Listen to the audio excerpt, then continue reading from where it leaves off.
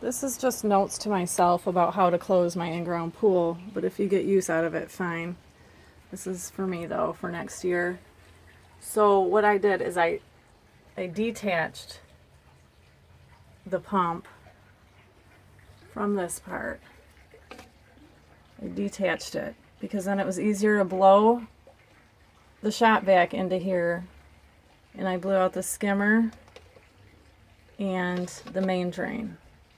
And I took the funnel with the tube to put the antifreeze in to the skimmer from this end and from the skimmer basket end. And the return jets on the sides with the eyeballs, I took this off and I was able to put the shot vac attachment right on there and blow air out both eyeballs. I know what I mean.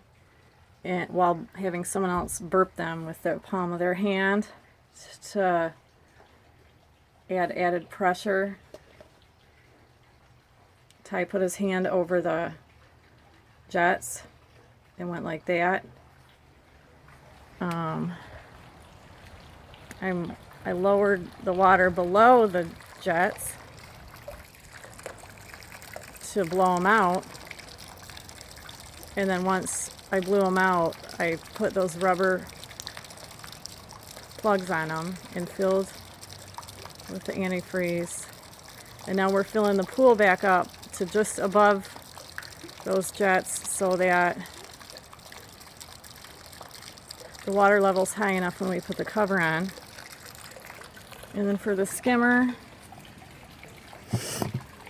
I put a plug in there.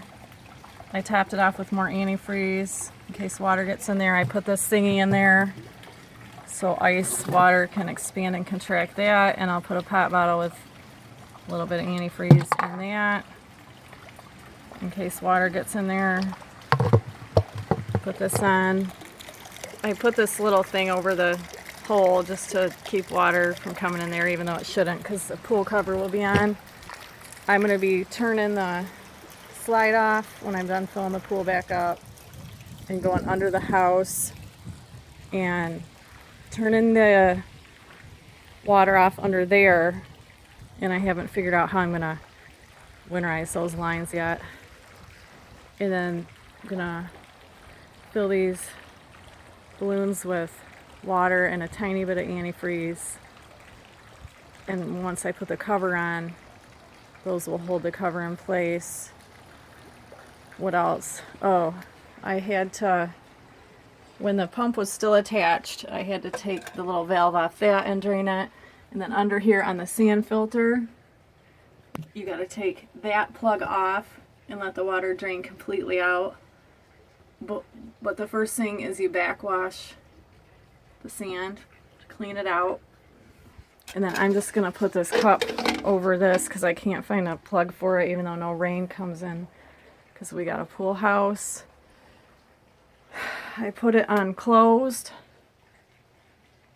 What else? I put 2 gallons of